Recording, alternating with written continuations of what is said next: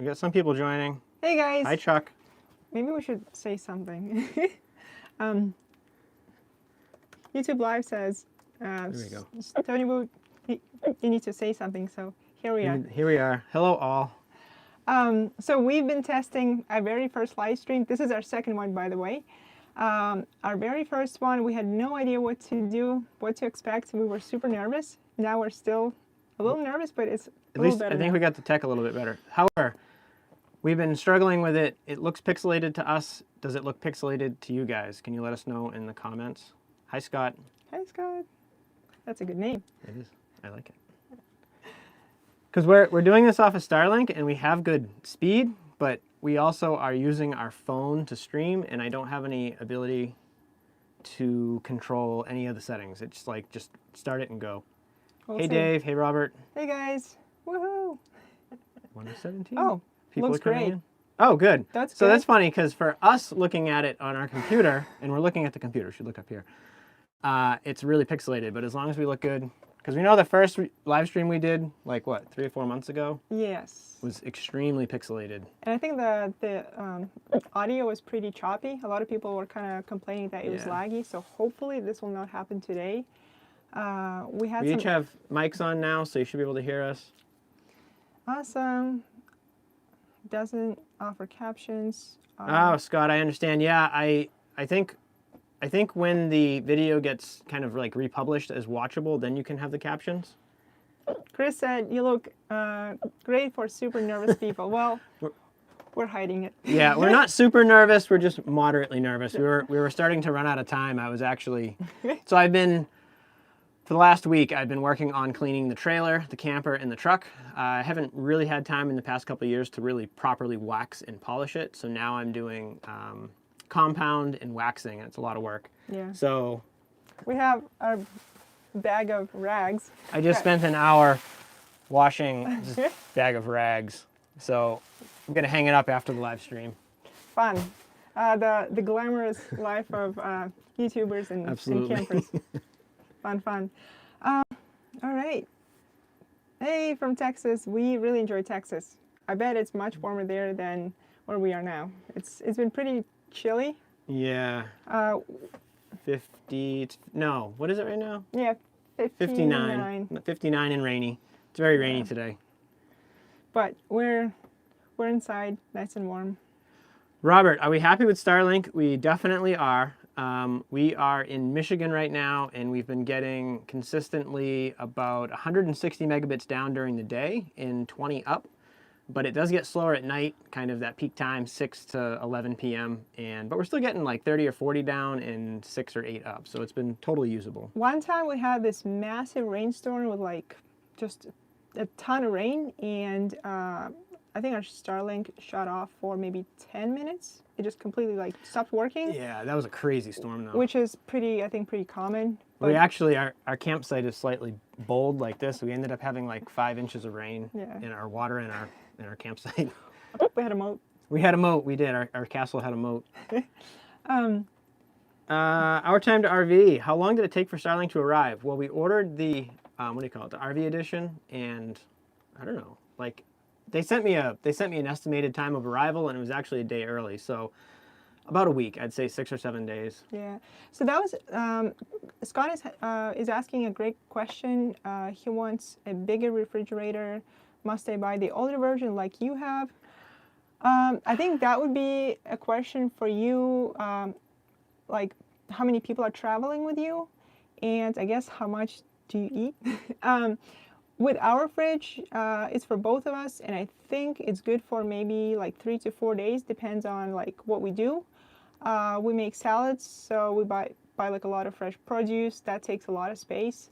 Those boxes of spinach are gigantic. Veggies. We also make smoothies, and our freezer is pretty tiny. So yeah, I feel like 3 to 4 days is our time limit.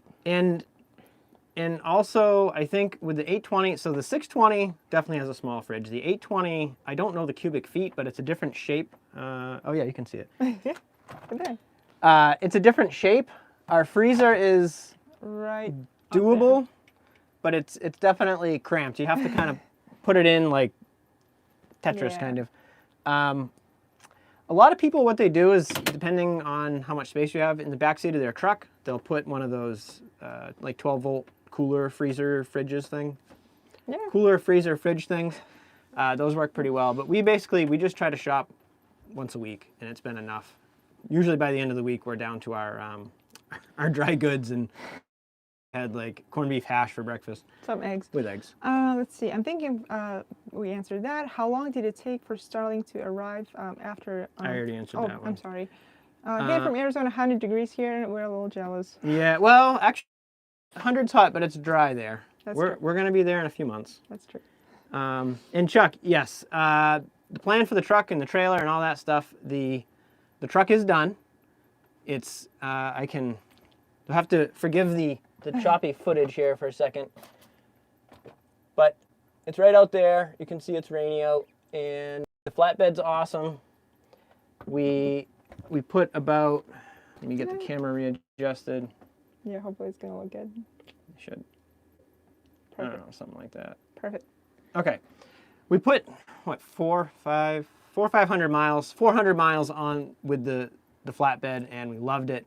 I had to kind of jerry-rig our tie downs to hold, and that worked perfectly. It didn't move. I reused the old rubber mat from the previous setup, and nothing really moved at all. So I was pretty happy with that. It is, however, what I would say maybe 3 inches taller. A little bit taller than the old one, 2 inches. So I think it's actually 4 inches higher, but I removed my 2-inch wooden platform. That'll be in the video, but I removed my 2-inch wooden platform. So I think overall we gained 2 inches in height. So that's one downside. And yes, we are going to, I mean, not me, because I don't really know much about technical details, but we will be making separate videos about the whole setup. We just didn't have enough time to really process through the footage. And this week, so I forgot. We got 30 people now. So this is actually, I didn't realize it until this morning. This is our 100th episode. So it was a coincidence, but it's cool. So 100th episode. And we are going to do more on that. It's been rather rainy here, and this past week we spent all week catching up on paperwork. We had some like medical bills to pay, you know, that kind of stuff. So that's why we decided to do the live stream, because we devoted the whole week to other work. Chores, basically. Yeah. Alrighty, so let's see. Robert is asking, what city are you guys? My wife and I just left Mackinac Island. I thought I saw you guys on the road. Oh. Mackinac? I forget where that is. I think so, that's nearby. Yeah, we're actually staying at our friend's house. He's kind of, I guess, secretive, and he asked us not to disclose any details on his location, so we're respecting that. We're in the Upper Peninsula, but no specific location, yeah. So sorry, but maybe in the future. I know Mackinac Island, I think that's the place with no traffic or no, no cars. Yeah, I forget. I don't remember who, but someone told us that it's a must-see. I'm looking forward to going there at some point. I think at this point it's maybe a little too cold and rainy to really explore that place, but I've heard that it's a pretty cool place. So, hi Melanie, thank you for watching. Hey. Glad you like our videos. Thank you. In the Caribbean, or Caribbean, I'm not sure. Different pronunciations, Caribbean. Thank you. But that's a beautiful place down there. And yes, I missed your road trips. We are hoping to, let's see, hit the road. We don't really know yet. We can't really promise anything, but hopefully within the next several weeks, we'll hit the road again. But we still have a lot of previous footage that we're processing through. So when we're on the road, we don't have as much of the, I guess, time and flexibility to work, and we still have to work. However, I also realized we have a bunch of footage that we've never actually used. Like, we've been on a bunch of trips that we never actually made videos of technical issues or time constraints. So I have a few other videos that, because we're stationary at the moment, I may end up working on those videos, even though they're not what we're doing right now, because they're more of the adventure stuff. Because I agree, when we got to Texas, it was work, and then we drove from Texas back to New Hampshire in a rush because we had a death in the family. And so my sister was the, what do you call it? The executor. Yeah. And I was the co-executor, or the backup executor. So I wanted to make sure I went and helped her. And so that was like 2 weeks of fun. and then the trailer, and so we haven't really been traveling lately. It's been just mostly chores and work. Yeah. But I think our big overall plan is we're sick of having to go back to New Hampshire every year because it eats up the best part of the summer, and that's when we really want to travel. So we're kind of moving to maybe Arizona. We have all our stuff, but we don't know if we're actually going to move residency yet. We like that, you know, the Southwest, it's so beautiful, and I feel like the winters in the Northeast are pretty harsh. So we're looking forward to having milder winters and also some, you know, beautiful landscapes. Yeah. Oh, this is a perfect question for me. Are you Yes. planning to get a new truck? So, just a guy. Are we planning to get a new truck? I was planning on getting a new truck. Yes. Some things have happened. F550s are in short supply. There are major insurance issues with getting an F550 because depending on your state and your insurance company, it's deemed to be Commercial? commercial. So you have to have a CDL in some states. And the other thing is if we were to do it as personal, but considering we do YouTube, which is technically a business, that if we were to have a problem, they may come back and say, well, no, you're using it for business. So there's some real gray area there. The other problem is that the only ones that I could find were at dealers, and they're charging about a $10,000 markup. So I'm not going to do that. I would rather either order one and wait, I don't know, 6 months, a year. But then we also have a couple friends who ordered them, and they're like 6 months late. So I think what I may end up doing is the market, I'm sure you guys all know, is head down, which is going to balance some things out. So we got the flatbed. I just did all the fluids in the truck. We have decent tires on it. That's why I'm washing and waxing it to make it last as long as possible. It's in good shape. So I think we're just going to keep our truck for now and wait to see what happens. I also have some other ideas, like if I found the right heavy duty, like almost military truck, I might go that route, because instead of a $60,000 dually flatbed, if I could get a $20,000 military truck that's way cooler and looks better on YouTube, maybe I'll do that. But for now, we're going to stick with what we have. Did you find a 3D printed threaded pole attachment? Oh, attachment for Starlink dish. Scott, I don't know how to say it. How do you say it? Ehrlich? Ehrlich? I think it's German, German, possibly. I sounds used to it. study German, so I kind of remember. We did find that. However, we have another plan for Starlink that's coming soon. Right now, we're just deploying it as needed. I have it bungee corded to the top of the trailer right now. But there's a lot of options out there for mounting, but I'm hoping on a fairly elegant solution that'll attach to the camper and be removable. But that's coming. Alrighty. So, Chuck, yes, we definitely kept keepsake items. When you downsized from the house to the RV, what did you keep for keepsake items? So we had a long-term plan, I guess. This was a big deal for us. So at first we had a relatively, I guess, medium apartment, but we knew that at some point we will be traveling full-time. So of course, like when you live in a normal environment, so to speak, you have this desire to fill in space with, like, just stuff. That's what people do, I guess. And we knew that we will be traveling soon, so we made sure that our apartment, apartment stayed empty. And then we actually downsized from that to even smaller apartment. How many square feet do you think was in that? We went from like a 1,200 square foot apartment to, I'm going to say, like 600. Yeah, so it was pretty small. Pretty small, so we were able to downsize from that to that new apartment. And then I guess just for maybe 9 months, we were slowly like getting rid of stuff, throwing things away, selling them, donating them. So I think for us, the process was pretty gradual. It was definitely rushed at times. I think towards the end, we just realized that there's so much stuff. We just need to get rid of it. But in terms of the keepsakes, I think it was mostly like Photos. Stuff from childhood, I guess, little trinkets. My baby books. Yeah. I have an old rock collection that I made when I was like 10 or 12 or something like that. That's very delicate. I kept all of that. Some old coats, like winter coats that were perfectly good. Why throw them away? They'll store well. Yeah. But we also, we had my sister who she kind of had a spare room that she was using to store some things, and we had maybe 5 totes. Yes, large. The small, a couple large and a couple small totes. So it wasn't a whole lot of stuff, and she was happy to take it. And that's part of why we got the trailer, is to take the burden off of her, and so that we have everything we own now in our truck and trailer. Yeah. Yeah, I would say there's various options. I agree. You have some stuff from your parents that you don't want to get rid of. I would talk to friends and family. And there's also, especially in the Southwest, because that's where we've looked, there are some climate-controlled storage facilities that offer like a 5x5 room instead of a huge 10x10. So if you could transport them down and put them in there, they would be temperature-controlled, and the prices are reasonable as long as you stay away from places like Yuma and Quartzsite. They're actually, you can't even get a storage unit there. They're so busy. They're either booked up or it's just incredibly expensive. And let's see. Melanie's saying, congratulations. Thank you so much. Thank I you. appreciate it. Yeah, I just realized that today. 100 videos is a lot. And have you been able to see Northern Lights up there? Not yet. I like that. It's so funny. Yeah.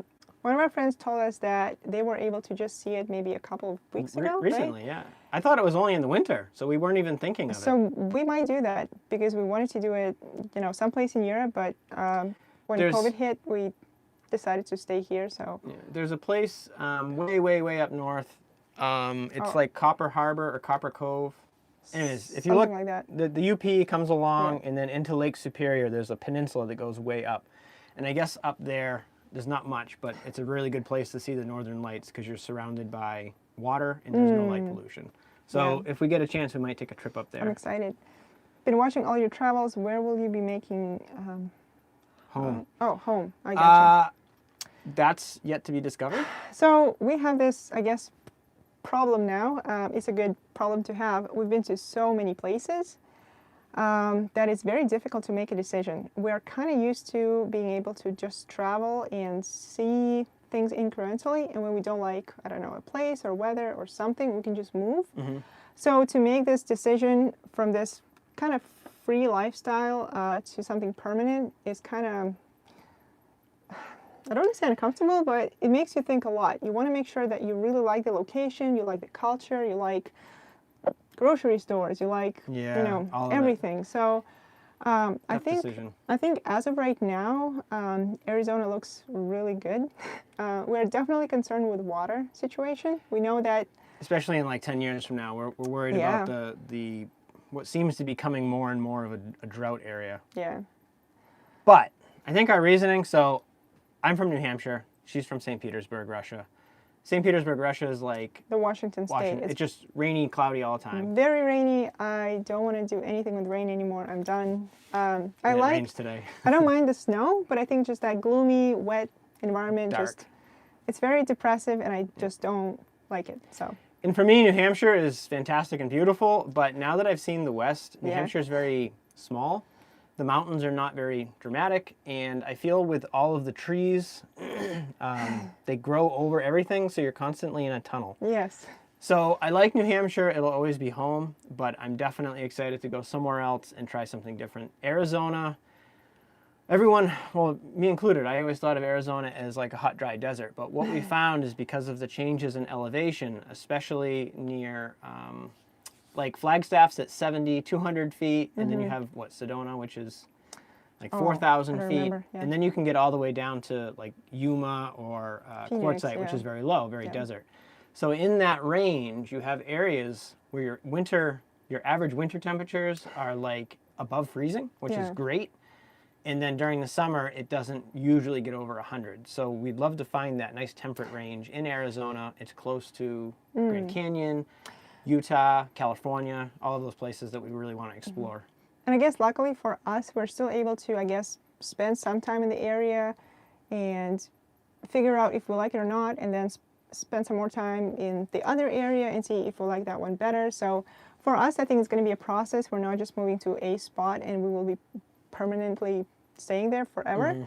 It's going to be a process of just picking and sampling things. So I think that's our plan is we definitely need to start making a little bit more income. So we're probably going to be looking for, well, we're already looking for seasonal jobs, campground jobs. I have some business stuff on the side that I'm working on. I'm trying to do more of it. I've put a lot of effort into YouTube, but I have to kind of cut back a little bit on time. So future videos are probably going to be a little bit more simplistic. However, I'm also thinking about doing more videos, but spending less time on each one. So kind of experimenting with all of that. All right. Hi. Thank you, Simon. Thank you. Sheffield, UK. We were looking at going to the UK the end of summer, but our plans in New Hampshire got blown up, so we never actually were able to plan the trip out there. We have a lot of credit card points that are just sitting there. I can't do much with them, but now we're having to start paying the annual fees, so I got to use them up soon. You're not far from Wisconsin. You should come visit our state. We did, and we learned something.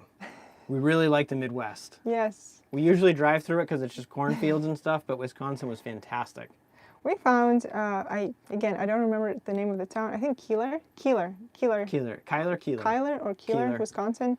There was this cute little campground, and Scott and I, we've been super busy, and when we got there, we had this like weird feeling of just extreme relaxation. And I was not the only one. I just talked to the neighbor, and he was like, we've been coming here for the last 10 years because it's been extremely relaxing here for whatever reason. And I was like, oh, that's interesting. And yes, the farms, we fell in love with their cheese. I love dairy products, so I love cheese. And me too. They had really good cheese. They had really good cheese. It's true. It's quite fresh. So yeah, we stayed. It's Keeler. Kyler. We got our flatbed done at Grant County Truck Bodies, and right down the road from there is, do you remember? Something Campground. Rustic Barn, maybe? Yes, the Rustic Barn Campground, and it's just fantastic. Super nice. Really long story, I won't bore you with it, but amazing views, very, very relaxing, and there's new owners. They couldn't be any nicer. Very sweet, yeah. Really love it. Alrighty. Thank you, Infinite. Hey guys, thank you. Great. Australia. Australia. Australia was my very, very first when I was like 5. There was a kids movie called The Rescuers Down Under, and I watched that and I became obsessed with Australia, and I've never been there, but it's definitely my original travel destination. I'd love to go there someday. Sasha, I watched all your videos in Russia. Do you have plans to go back soon? Does anyone in your family plan to come visit you in the United States? Thanks, Melanie. Definitely not soon. I'd love to. Things got complicated. I'd love to come visit at any point, but I guess right now during the political situation, I'm sure you all know that things are getting hot. So I guess I'm not planning on visiting at any point. My parents did visit us before we took off on our travels. Yeah, back in 2019. And that was a lot of fun. We showed them like all around the White Mountains, and it was great. And hopefully they will be able to visit me at some point. Like I said, again, with all of the visas and political uncertainty, I don't really know when, but I hope so. Yeah, that'd be really nice. A big factor too is her dad has set vacation times, and they haven't aligned with us being available. So someday, but yeah, we'd like to do that again. Yeah. Let's see. Do you have a generator as backup power? We do. I have a Honda 2200i. I don't need it very often because if we're going to be stationary for a long time, we've been choosing to stay at campgrounds, not because we like spending money, but because it saves us a tremendous amount of effort with water and having to get propane and all that stuff. So we usually just hook up to electric and we're fine. But with our batteries and the DC-DC charging system, we have quite a bit of flexibility. So I actually have the problem where I realize I thought it was empty because I always store it empty, but I left gas in it. When I was in Texas, I used my generator to do some repairs out in the field, and it still has like a half a tank, and I'm like, oh no, so I gotta deal with that soon. I gotta clean it all out. Yeah. But yep, generator, and we have big plans for solar, just haven't gotten to it yet. Would you talk about at what point you started making money off of YouTube and how? Sure. I got to be quick with that one because that's a whole separate topic. There's tons of stuff on there. But for our personal journey, once you hit 1,000 subscribers, you can get monetized, and it's not like just you got to flip a switch. You got to fill out a bunch of paperwork, but it's fairly simple. You have to wait sometime when they approve you. Yeah, but after that, you get control over not much, but you can turn monetization on or off, and then you can set how many ads you place in the middle of the video. And YouTube does it automatically for you, but for like a 15-minute video, they're gonna put like 11 ads in it. Yeah. It's ridiculous. Too So much. what I do is if the video is like 8 to 15 minutes, I do 1 ad. If it's longer than that, I'll do 2. If it's really long, I might do 3 because I don't like watching ads either. But without them, we don't make any money. And per 1,000 views, we get paid somewhere between $5 and $15. Our average has been about $8 per 1,000 views. So most of our videos get like I don't know. between like 5 and 10,000, sometimes 2,000. But if we get 100 or 200,000 views, one of our biggest videos is I think almost 800,000. That pays pretty well, but for the most part, like the last couple of videos I did that were 8 or 9,000, I make like 25, 30 bucks. Where you can make money is with sponsorships, and I dabbled with, what was that thing called? Skillshare. Which I love Skillshare, but just isn't really what I want to do. And the power, what do you call those things? Power distribution? No. Yeah, BDUs. powerhouse and the Portable batteries. battery units. The way that works is they send you a free unit, you do a review, and you can keep the unit. So you can either resell it or use it. And of course, when you do the the whole link in the description, that's affiliate marketing. So we get a commission for those sales. But with all of those, you only get a commission if you sell beyond a certain amount. So the bigger you are on YouTube, the more likely you are to attract sponsors. So your advertising revenue comes from views, whereas your sponsorship comes from subscribers. So that's why everyone's always trying to grow. Make sure you click the subscribe button. It really helps. All of that stuff that's part of trying to make more money and gaining more influence. All right. Infinite is asking, when will you make a travel vlog? Lots of love from Pakistan to you both. Thank you. Soon. Soon. When we hit the road and we get to travel again, and when we, I guess, process some of the other footage. So, I don't know yet. The issue for me has been time. I'm very detail-oriented with editing. I need to stop doing that because it's killing me. But I usually, like a technical video, the last few that we've done about our suspension system and stuff, I've been working on that. I've been building suspension. I've been building my trailer setup. So that's what I've been recording because that's what I'm doing. Those are a little bit faster to edit. So I would say between just the recording piece and the editing piece is somewhere between 20 and 30 hours. Sometimes as little as 10. I've had a couple of videos I did in one day, which is great. Vlogs are much more complicated because we don't plan them or script them because we don't know where we're going. Maria is asking, how about Portugal? Yeah, beautiful country. A lot of people told us that it's one of their favorite countries ever. We've never been there, but it's been definitely on our list. I know we kind of wanted to travel the US for a while and then go and like travel the world for a while, but with COVID, a lot of things have changed for us and for a lot of other people. So we're holding on to the idea of traveling the world, but we're exploring the US right now. Yeah, I guess we hit the road and then a couple months later COVID hit, so it really changed everything. How can we keep our New Hampshire plates? So Chuck, we are still residents of New Hampshire. We have a residency there because we have a place to stay that we do keep. We still have some of our stuff there, and we can claim that as like we have a bedroom to stay in basically. But once we do decide to move, we will have to change our licenses and our license plates. Everything, yeah. All of that. So, but part of why we haven't done that yet is we don't want to do it more than once. It's a lot of work. So we're going to just wait until we find the place that we're happy in. We think Arizona, but we maybe not. So we'll see. And then we'll change everything when the time comes. All right. Send a hug to Brazil. Sending hugs. Hi, Brazil. Hi. I have my dad's license plate and would hate to lose them leaving New Hampshire to travel full-time. Yeah, that's something to consider if you're planning on having a full-time lifestyle. There's a lot to figure out, like health insurance, your residency, storage, mail, how to get mail.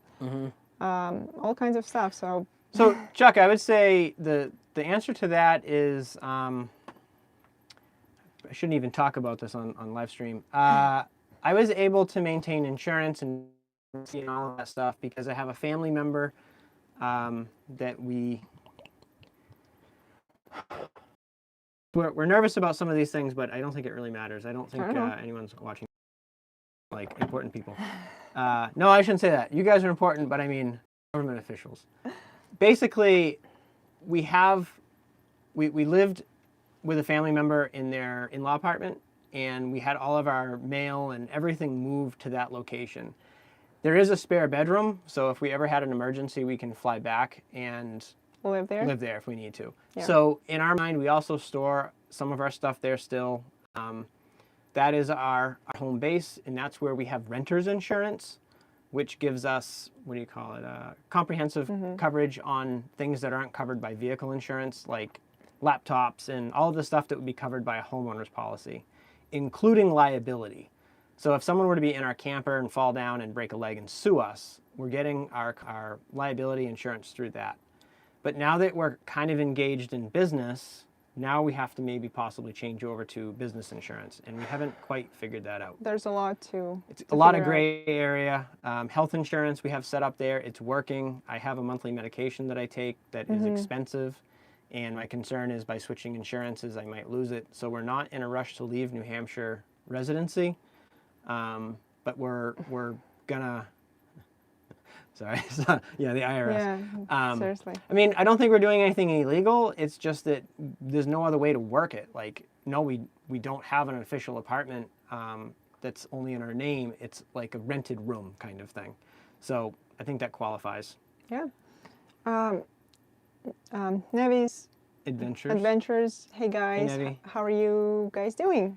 We're good. We're busy. We're busy. I feel like we're always busy. We're working on a few projects that we can't really talk about yet, but we're definitely very excited. And yeah, I feel like the whole idea of moving our residency is still in our mind, so we're kind of also doing some research, like location-wise, what Scott just talked about, all of the medical stuff, all of the all of the fun stuff. So it takes a lot of our time. So Chuck, at some point, it sounds like this is the Chuck Tro. It sounds like you're getting ready to leave in the not too distant future. If you want to shoot me an email or Facebook Messenger, something like that, let me know. We can talk to you in more depth about that. And it's something that we'd like to do a video about, but we haven't had the time to really script it and put it all together because there's so many details and facets. Nuances, and different people have different approaches. So. And we certainly are not experts on that. We've kind of had to just figure it out as we go. But there's always an answer to everything, and sometimes you have to know what your current set of problems are before you can really research what to do. Yeah, I guess the savings in gas can offset the camper. That's I guess depending. Well, I feel like the way I understand it, like staying at a campground may be cheaper than traveling. Like savings in gas. Oh yeah, like, so for the generator. Yeah. I would say no. Well, once you get out west, you can find some places that are like $20 a night, but like the places around here are not like $50, $60 a night. So we can run all night our AC all night on 2 gallons of gas, which would be like $6 or $7. It's like $7 or $8. So I would say it definitely factors in. Sometimes for us, it's cheaper to just go to a campground than it is to drive around looking for boondock sites because diesel is killing us. Yes. We're only getting 10 miles to the gallon right now. And now with the trailer, I don't have the flexibility to go down dead end roads and things like that. Yeah. And until we get out west, there's not a lot of boondocking around here. Basically Walmart and Cracker Barrel. Our favorite places, right? What about YouTube Premium with no ads? Does that impact your monetization? Do the more subscribers you have watching via YouTube Premium hurt your income?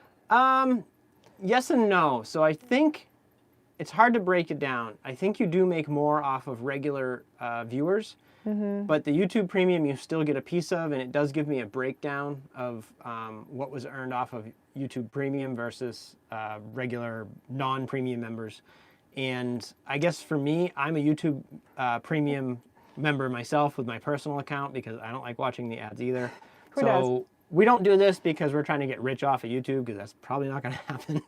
But you still make a little bit, but it's probably a smaller percentage. Yeah. Hope to see you again in Quartzsite. Yay! Well, what's that? Truck Camper Adventure Rally. We did buy our tickets. If you guys are interested in going to that, unlike previous years, they're selling out really fast. In fact, it used to be so. Just a little bit. It used to be free. You could just register and show up. But Mellow Mike had a problem last year where I think it reached like 300 people. It was so many people. 300 people, and then people were trying to sneak in. And they were trying to show up anyway. So like it was a problem. And now he's trying to I think just kind of monitor how many people are coming. And I feel like people are less likely to register and not show up once they paid, because he had a lot of those issues too. That was the other thing. Yeah, a lot of people registered, which took a spot from someone else, and they didn't show up. Yeah. So we had 300 slots, and I think only 240 people showed up. Yeah. So we had 60 no-shows, which is not good. So if you guys are looking to buying your I'm sorry. If you guys are planning on buying your tickets to Quartzsite, we would recommend you doing it soon because they're kind of running low. And that was the other thing, is there is a fee this year. How much is it? I think it's $25. And that's per registrant, like per vehicle, basically. Yes. And so this year they're going to have porta potties, more tents, because it was pretty brutal in the sun. And it's very expensive to rent one. I think he's getting more like cones or fences and some other stuff. And there might be live music, which is kind of nice. Oh, that's right. Yeah. So the $25 is basically covering his costs for flags and tents and cones and some of the additional features that would be nice to have. Yeah. All right, where do we go here? What's the latest on the flatbed? I think we kind of talked about We did. that I think they joined later. Okay. Flatbed's great. We have the camper off right now because we're stationary and we're zooming around doing our errands, but I love the flatbed. I still have some stuff to figure out, like comparing weights and all of that stuff, but I've been wanting to have a flatbed for basically since the day we bought the truck, and then I finally got it, so I'm happy. It's so much easier to load the camper up. It is, because you can see. Day and night, it's so much better. So we have some plans for boxes to fill the gap underneath, I don't know what you call it, like the edge of the truck camper on the bottom, get some boxes. Yeah. And once that happens, I'll be able to just back the truck underneath without having to worry about hitting the bed, and I had my little wooden guides and all that stuff. It'll just be so much easier. So much better. I'm super excited about that. Hello from San Diego. That's actually one of our favorite cities, at least for me. It was fantastic. Beautiful weather, no bugs. The only thing I remember was we heard a lot of helicopters. We were staying at one of the campgrounds that was next to, I think, maybe closer right next to to Tijuana, the border. So there were a lot of like helicopters, but yeah, a lot. Beautiful place. A lot. Yep, we'll be back. You people have a real home. I'm not sure. So Infinite, if you're asking if we have a real home, like do you people have a real home? We do. It's our camper. We have lots of people that we could go stay with if we needed to, but this is our home. Yeah. And we plan on having another house someday, but we sold our previous house. I had a house that I had rented out, and I sold that out, and we had an apartment that we were renting, and we got rid of that too. So this is it. We got the truck, camper, and trailer. That's home. I'm back in Florida. I have a traveling mailbox that gives me residence, and they forward and scan mail. Yes. Oh, so we're using I think escapees. Escapees. So we looked into Florida, and it's a beautiful state. However, you have to be living there for, I think, at least 6 months. Oh, thank you so much. Thank you, truck. I appreciate it. Aw. So you have to stay in Florida for over 6 months. And for us, I think we just like the Southwest a lot more than like flat Florida. I'm addicted to the mountains. So I don't want to be, trying to pretend that we're living in Florida, but being in Southwest, I just don't want to do that. And yeah, but I know services like that exist in, I think, Texas and maybe South Dakota. South Dakota, Texas, and Not Florida. And also, Florida has just amazing insurance options, unlike any other state, really. I think they have nationwide PPO. They're the only one that offer a nationwide PPO. That's really cool. So let's see. Carpe Diem. We found your channel because we were looking to get a truck and camper. Just sold a 2,500 square foot house. Congratulations. And moved to a 900 square foot apartment. Yeah, that's Nice. smart. There you go. That's what we did. Yep. Yep. Well, thank you very much. Yeah, that's the right way to do. Downsize slowly, and then you kind of know what's important and what's not. Yes, and we found out, I think you can live without most of the things that you have. Yeah. You can definitely get like emotionally attached to like this item and that item. It is important to store things that are truly important for you because you will miss them. But I would say maybe 95% for me, I don't even remember that I had.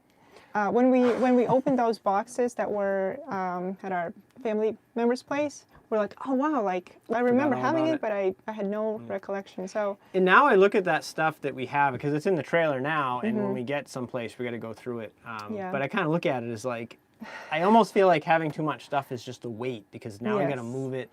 So I'm very happy to get rid of things, and we're going through that right now with the camper. Is we have 3 years of accumulated stuff, so we're downsizing yet again, doing some, I should say spring cleaning, but it's more like fall cleaning. Hello, 1 second. Florida, great stuff. Hi, Florida. Hi, Terry Larkin. Oh, hey, Terry. Let's see. Hello from Illinois. Better late than never. You're not late. Perfect timing. Hi from Germany. Hello, Germany. Hi. DACA 4x4? Yeah. That sounds like a cool channel. I'm going to have to check out your videos. Hello, Sasha and Scott. I just finished my overland flatbed home on wheels. Almost ready to start my new journey. Leaving New Hampshire soon. I hope to meet you both someday. Blessings from Robert. Thank you, Robert. Where approximately, don't give any town names, but where approximately in New Hampshire are you? Because we're from near Exeter. Yeah. That's cool. And can you talk about what you do for money while traveling? Sure. I teach ESL, English as a second language. We do have very small income from YouTube, and you do... I do some IT consulting, and I'm involved in some other businessy things that are still in development that aren't really going anywhere yet, but it's more of like a long-term thing. Maybe in a year it'll be ready to go. We stopped in Dinosaur Valley RV Park down in Texas. Oh, that's right. This is not a plug for them, but this is where we worked. I've repurposed this shirt as a work shirt to like do dirty work. And that's actually why we're heading to Arizona. With fuel prices the way they are, it made our travel expenses just astronomical. Yeah. We've had some changes. We had to buy the trailer, and that's all eating into our savings. So before we go completely broke, we got to go someplace else and make some money.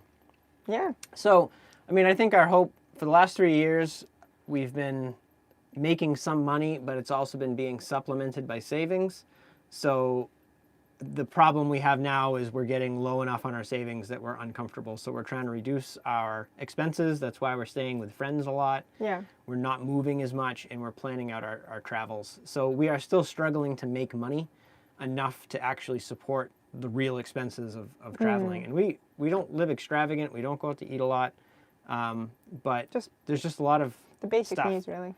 Yeah. So that's definitely, it's tough.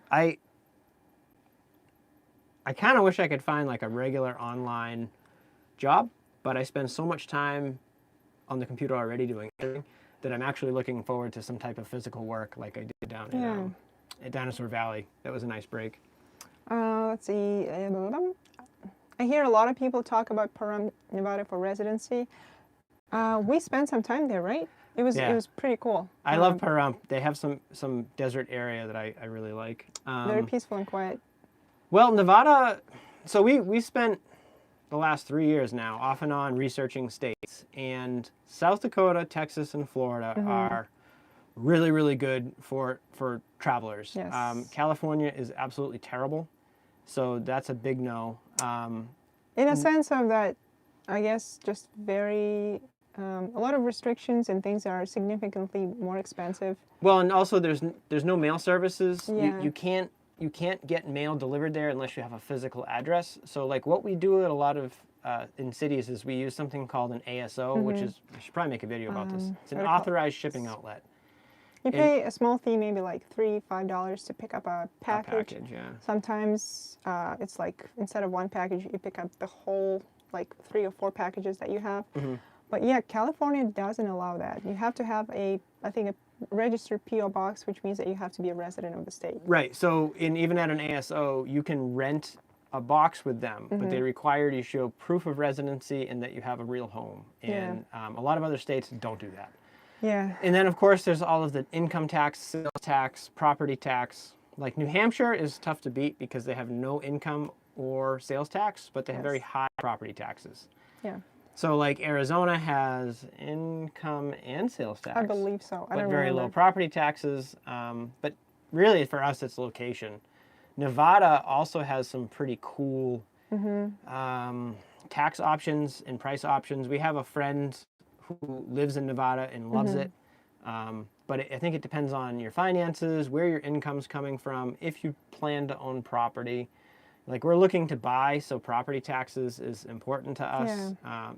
I don't know, it feels like we're always juggling. It's so hard. And everything is a trade-off. Yes. So if we stayed in New Hampshire, I got to deal with winter, which you're okay with, but I don't like the dark and the cold. And it's also it can get pretty expensive living there. It can, but it's a nice area. Yes. But then like down in the Southwest, there's no states that don't have what New Hampshire has, which is no income or sales tax. So yeah, take your poison. You're going to pay taxes no matter what. You're going to pick and choose. So let's see. Hello from Littleton. Oh, yes. Hey. Littleton. Yep, That's I know awesome.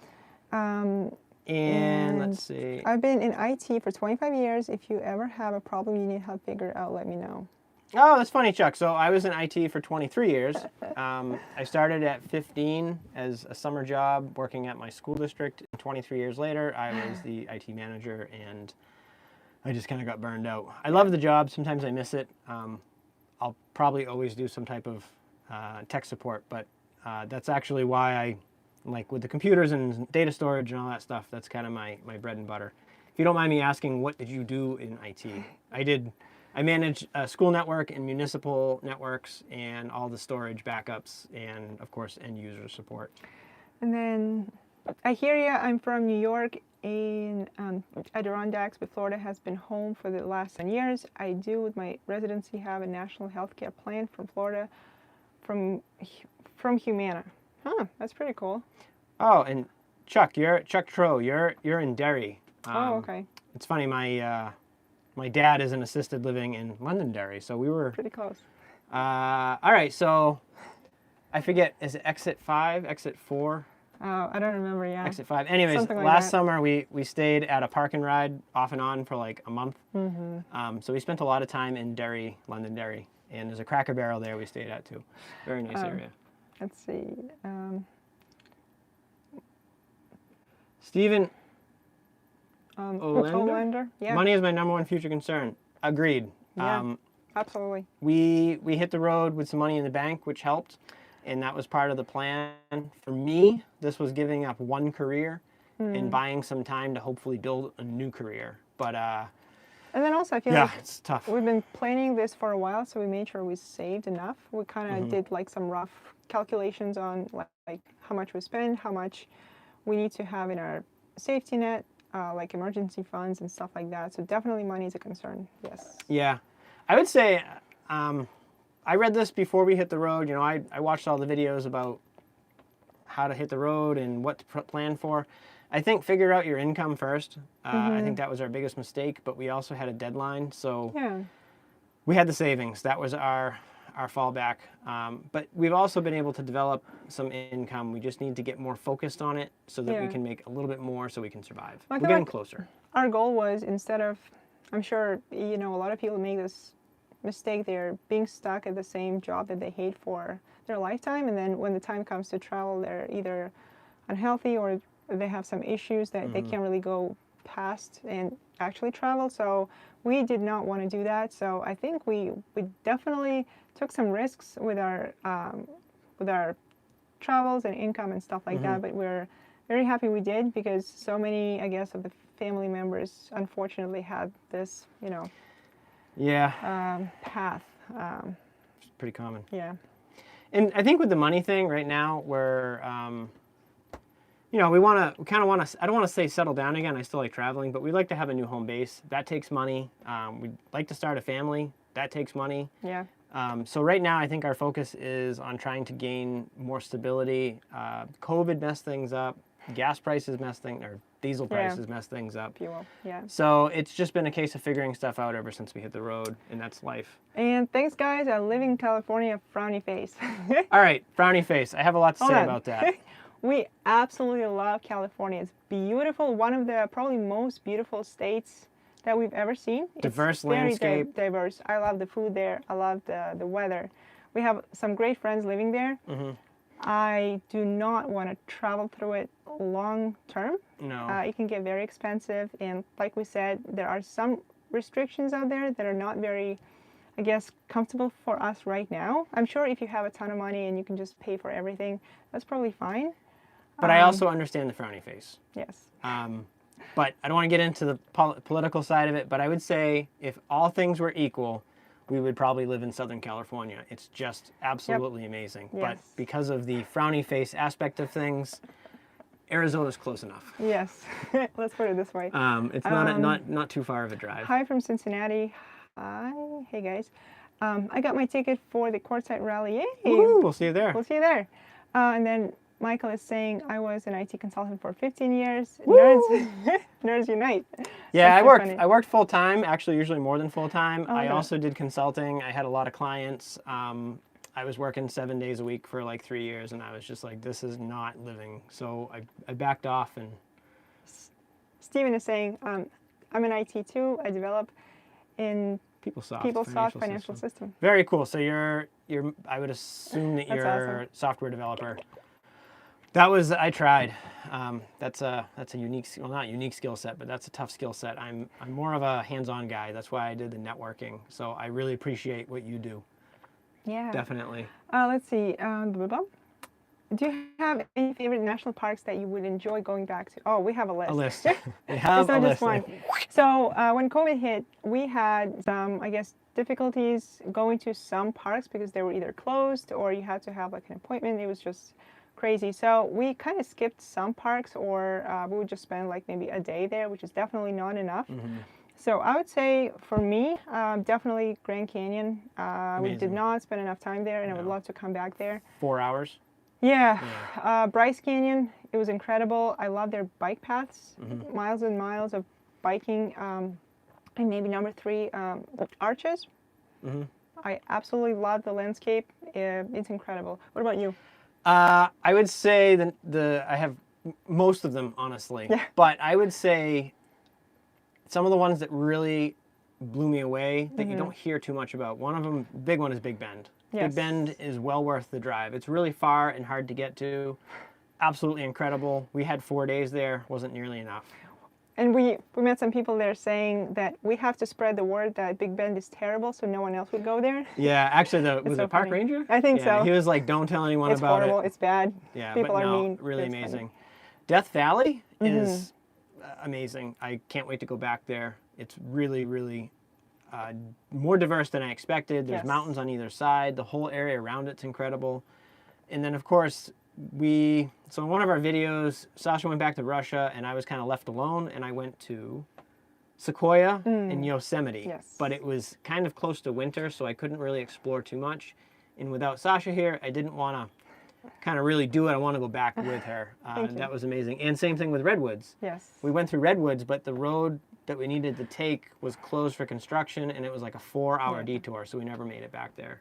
And also I think Yellowstone. That was Oh, mind-blowing. That was That incredible. was 3 days, and that was I still want to go there. significantly larger than we expected. Just driving around it was huge. Yeah. But be prepared for the smell. Yellowstone is literally the smelliest place we've ever been. Yep. Amazing, but the sulfur vents and the volcanic Fumaroles, smell all of is that. stronger than we expected. Pretty gross.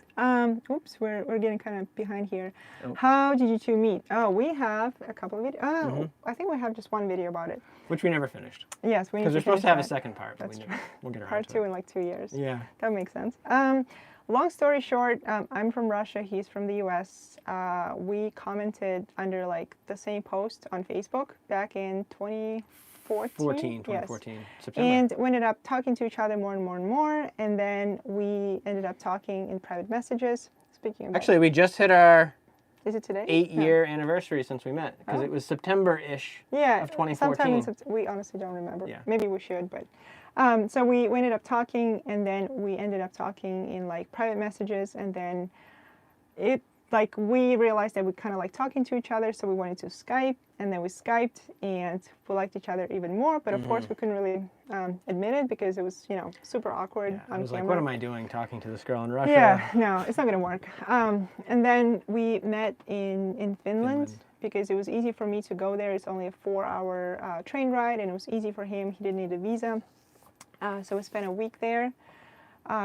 Definitely realized that we like each other, and then we were able to do a Russian visa for Scott. So he flew in Russia to meet my friends and family. Then we went to Italy, spent some time there. It was like our vacation. Second date. Yeah. I spent a week in Russia. We flew to Italy for for 2 weeks, and then we went back to Russia to say goodbye for a week. So it was like a total of a month together. Yeah, and it was very, emotional and sad because he spent all of his vacation on me, and I was still in college, and I was like, ugh, like I can't just go. So and then also it was very difficult to get a tourist visa to come to the U.S. So we were thinking, what are we doing? And then I flew here. Well, yeah, and then we had to do the K1 visa. Yeah. She came here. We ended up getting married, and then lived together. Like it was a whole story. We should make a video about it. We need to make because it's actually a really cool story. There's a lot more to the story than since the day we met. Like my life used to be pretty routine, mundane, and ever since we met, it's just we've been hit the ground running. Everything's been not chaotic, but pretty challenging at pretty times. Busy. Yeah. Good though, all good. Yeah. All right, so let's see. I was from Maine, moved to Littleton in spring 2021. My wife Melanie passed away. Oh, I'm sorry. Sorry to hear that. I decided to sell almost everything. Yep, that's awesome. Congratulations. That's really good. Well, again, if you want to talk more in depth about that stuff, feel free to email us. You can do info@stonyboot.com, but also on Facebook Messenger is easier for me. Oopsie. I'm a little slow with email. I'm buried in it. When you guys were in Florida, did you go any free camping? That is. What am I thinking? I'm sorry. What am I thinking for the winter? I don't think we found a ton of free camping in Central Florida. Well, that was also we had first hit the road and we hadn't figured out kind of the routine. How to do it. Yeah. But we did find some places free in Florida. But we were staying near Orlando, which is not easy to camp for free. We found a discounted place that was $400 for the month for full hookup, so that was good. So we did our Disney World thing.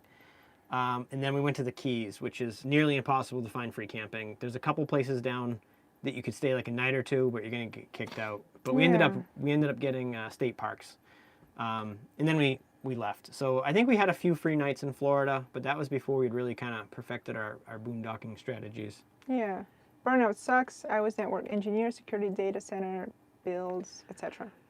Yeah, Michael, I hear it. Like, I love the intensity of IT stuff. I like it's like brain candy, and I miss that piece. I get to fulfill some of that with the technical pieces of video editing and YouTube, and I have like 40, 50 terabytes of data that I store, and I have that all synchronized with the cloud. So I get to do all that stuff, but I'm glad it's not my entire life anymore.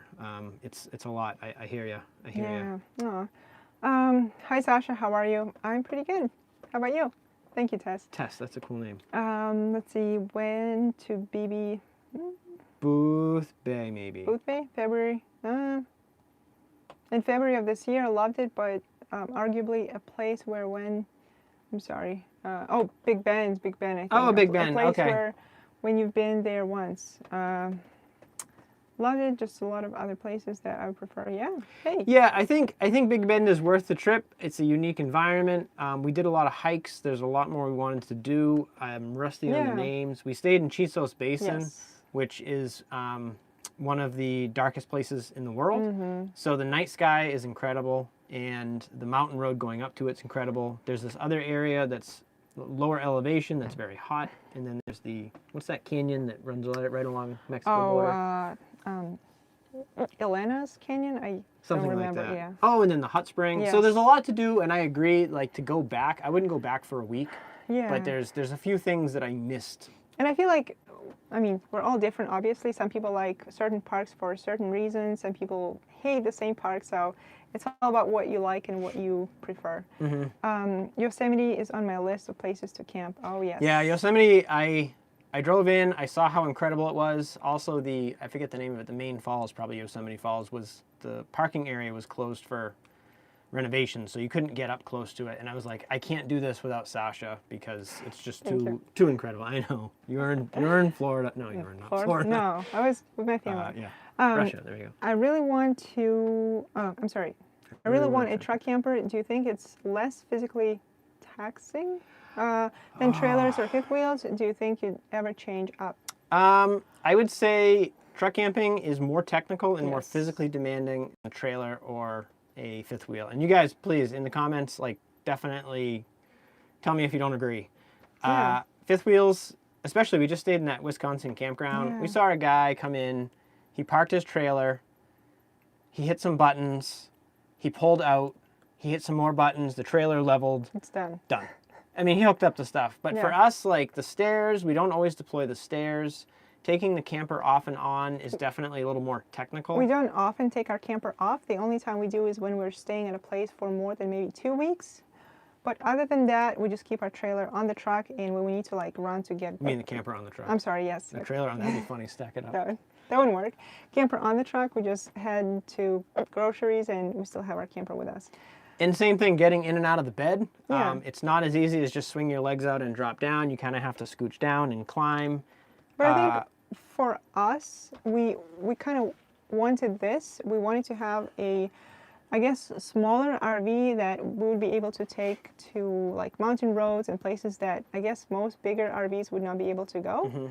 Also boondocking, like We've done a lot of. at a Cracker Barrel, we like Cracker Barrels for a reason that they have small parking lots and most RVs cannot go there, which means we'll definitely have a space there. And no big rigs can't park at Cracker Barrel Yes. either, whereas at Walmart, you're always listening It's to idling loud. trucks. Yeah, so But no, I would say it's just different strokes for different folks. I would say we like this, but if we were not doing the boondocking stuff that we do, I would probably prefer the space, especially because the price of a fifth wheel is comparable to a truck Yeah, camper. So that's true. it's really about what you want and how you wanna live. But I would say truck camping is a little bit more complicated than any type of trailer, really. Yeah, that is true. And then I really want, oh, we already read that. What is the best setup for beginner road traveler? Oh, Well, if you're single, so many questions. vans are good. Yeah, Vans are good. Vans are all integrated though, and one of the things we liked about truck campers is we like our truck, but we don't like our camper. We can swap it. We like our camper, but not the truck. We can swap it. when something breaks, if, knock on wood, hopefully that will never happen, our camper breaks, we still have our vehicle with us, and we can have a hotel if we need to have our camper worked on, and vice versa. If we need to work on our truck, we still have our home with us. We can still like drop our truck off, have our camper with us. That happened multiple times. Yeah, so, a whole bunch of times we had to get the truck repaired, and if we had had a normal RV, like a motorhome or Yeah. a van, we would have been stuck in a hotel. So at least we kept our camper. And I was gonna say, like, for a beginner, depending on, I guess, a lot of things, your preferred travel style. Some people have a tent and they're happy about it. Some people have like these ginormous, RVs and they don't have enough space. So it's Yeah. really all about your preferences, and we would highly recommend, if you're planning on, like, if you have no idea what to get, just spend some time in RV dealerships and just poke and spend some time in Yeah. the camper. What we did is we actually went into the truck camper. It was a place in New Hampshire. I forget the name. And we Truck spent camper like warehouse. the entire day. We'd get there at like 8, 9, 10 o'clock in the morning, and we would hang out in the camper. We would pretend to shower in it. We Yep. would go through the motions of doing this and using the bathroom and washing dishes to figure out what are the pain points. And What did do we that like, what we several don't times. like, if there's enough space, if there's not enough space, stuff like that. So And I guess one more thing for people, it also means like this is for us going full time. But one of the other things that I did before I met Sasha and that we did together is we just used an SUV. sleep in the back, you know, something that has the seats fold down. We slept in the back. We brought tents with us, and we would go off for a weekend and go off and do things and then go home. So that's another option too, if you just wanted to do a few weeks at a time, is you can just use an SUV that has fold down seats. Pretty convenient. Hey, Hey, Joseph from Austin. Hey, oh, and what were your first jobs? So for me, when I got to the U.S., my very first job was a library technical assistant. What'd you do in Russia, though? I was like, what do you call it? Hotel manager? Yeah, hotel manager. There was like a small, not really a hotel. They call themselves a hotel, but it was more like a motel type of deal. Yeah. Let's see. And so then, yeah, and then I did, I mean, when I was 9, 10, 11, 12, I was raking yards, mowing lawns, all of that typical stuff. But my first real official job was summer help at a school district doing IT work. So back then it was in 97. So it was like moving monitors around and cleaning keyboards, cleaning disk drives with the diskettes with these little alcohol cleaner things, all kinds of stuff. And that quickly grew into more. Yeah. And all good here. What's up, guys? Thanks, Karch. I hope I'm pronouncing this correctly. And then thoughts on getting additional traveling companions, dog, cat. Oh.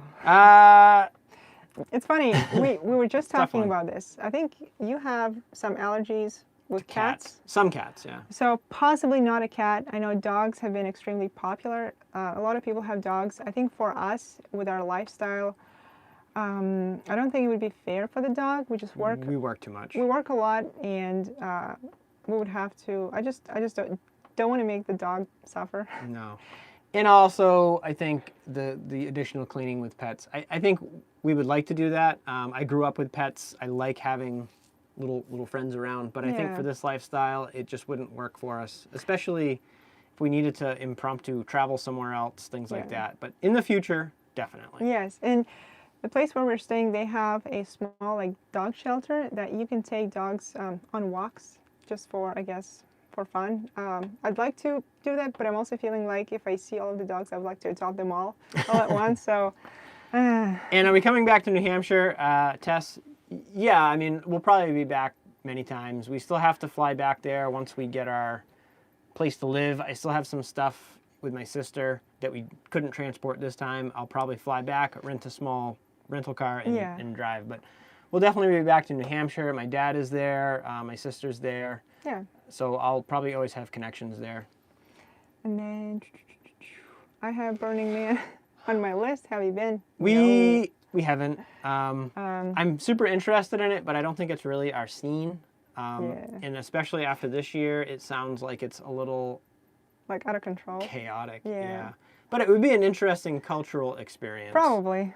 Yeah. I think like I was reading that there were maybe a little too many people and not enough, anything else like bathrooms and all of the stuff, which I know with our RV it would be a lot easier. But that's also one of the other problems with New Hampshire is because of New Hampshire does registration and inspection based on birth month. So that means I have to be back there in August. I was born in August. And so that means we have to prepare to be back in New Hampshire for August, which means we're the losing spring, all the summer. the summer, and then part of the fall is gone. And that's when all the truck camper rallies are. Yeah. That's when all these big events are out west. So let's go out west and stay out there. Sounds good. And then how is it for space with 2 people? It's just me and my dog. Oh, in a 32-foot Class A, but I want to be more mobile and hit Baja in the winter. Yes. Well, Michael, I would say it would be fine. We have another friend who is single with a dog in a truck camper, and it's cavernous compared to what we have. So I would say if you look at a reasonable sized truck camper, you'd be really happy with it. The other thing is they're much cheaper to keep heated when you're boondocking. And some of them have some pretty good water supplies, things like that. So same thing with air conditioning. You can get away with a smaller air conditioner because it's a small space. And I'm not afraid, well, now with the trailer, but before I wasn't afraid to go down a dirt road that dead-ended and just do a 3-point turn. Class A, you're not going to really be able to do that. Your neck of the woods, Plattsburgh, I'm not sure. I love free camping too. Oh, yes. Oh, Pittsburgh, I assume Pittsburgh, New Hampshire. That's way up there. That's snowmobile country. Yeah. Oh, maybe New York? He said, oops, New York, maybe. Oh, New York, Pittsburgh. Oh, Sorry, it's really small. Plattsburgh, yes. Plattsburgh, New York. Okay, I know the name, but I'm not familiar where I it don't is. think we went there, but yes. All right. Living beyond existence. Oh, I love your comments. Thank you for all your comments. They make Look, us I love laugh. the name and all the comments. Will you two be visiting? Kingstar? Will you two be paying a visit to Kingstar? I know they've made a lot of changes and have added some new options. So Marcus, I have been chatting with him. We would like to swing by. It's going to depend on time frames, but we would love to. R is saying, I like the truck camper because of mobility. Yes. Yes, 100%. We traded. We have a lot less living space. It definitely can be cramped at times, especially 3 years now. Plus, I guess depending on what you do, we also work. So for us, we needed the office. We wanted to have, space like to eat, but if you, like, I'm not sure if you're retired, if you don't need to have the office, it can be, pretty spacious. Yeah, I think, for us too, our living style, everyone's different. Like we get jealous. We see people who are actually retired and, they wake up, they go for a walk, they come home, they have tea, they have coffee. And that's awesome. And I think for us, it's like we're I think a little bit more hectic than that. We're trying to gain like momentum in life. We're trying to make money, so we're working a lot. So we're in these beautiful places. We don't often get to see them. Yeah. So that means that now Sasha and I are married together. We're business partners. We work together 24 hours a day, 7 days a week. So that's when you can really feel the claustrophobia, so to speak. Like 100%. Like cooking or we were just doing stuff today, getting ready for the live stream, and passing by each other. Like I'm going into the bed here, and then I come down, and it's like I can't just walk through. Yes. I have to kind of do the. We have to like move and do all of this stuff. So we call it dancing. So the space, I guess you either get used to it or it will destroy you. Well, it hasn't destroyed us yet. Exactly. Yeah. I hope. Yeah. Yeah, I feel like it's all about what you're comfortable with, and if you really like to travel and you want to downsize, I'm sure you'll probably figure something out. Mm-hmm. Definitely. All right. Thanks. Yep, you're welcome. All right. So we caught up on messages. So, and what time is it now? Oh. That was, wow, that was longer than I expected. Yeah. So one more thing in the comments. How's the video and how's the audio now? Because this is the first time we've done a live stream on Starlink. We're curious, yeah.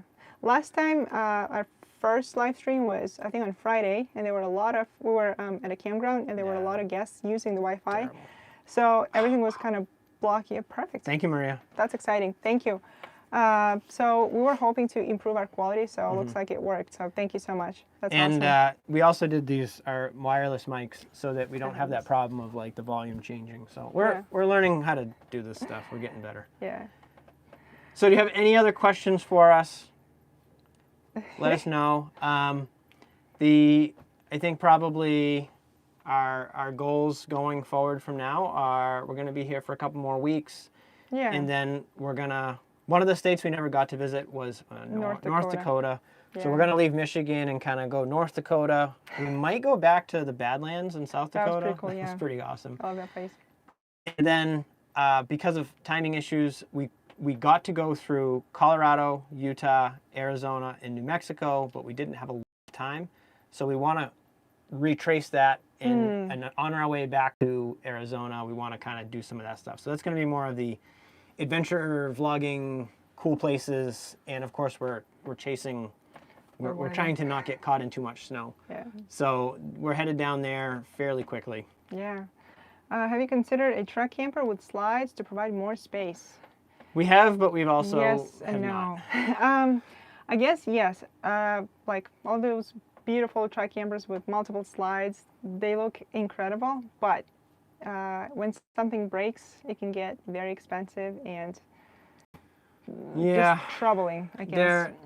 The other thing has been we were always concerned with weight, size, and we have a Cirrus, and there's a few other campers that are slightly narrower. You mentioned Kingstar. Kingstar's a little bit narrower than traditional campers, and the wider campers give you more space, but they're a hindrance when going down dirt roads. Right. And like the truck is scratched to death, the camper's scratched to death because of all of that stuff. So, Oh, we have a visitor. like I think it's the some same neighbors. people. So yeah, I think, you know, I've been into Host Mammoths. We did a rig tour with Rugged Mountain Rugged RV. Mountain Custom RV, Yes. and that thing is incredible. I can't Beautiful. believe it's in the back of a truck. Yes. So I think like if we had kids and stuff and a pet, I could see us maybe Yes. having to move to something like that. There were two adults, 2 kids, like ages maybe 3 and 6, Yeah. and a fairly large dog. dog. And they they had were enough space. very comfortable. Yeah. So we could definitely make a change. Like this is good for 2 people. I'm not gonna lie. This is not like a big family camper. It's just enough for us. But we wouldn't mind some more space. But the problem we have with slides are a lot of those campers, you can't use the camper without putting the slide out. Yeah. So that was a limitation we didn't like. I love it. What's each other's favorite pizza, and when are you having some?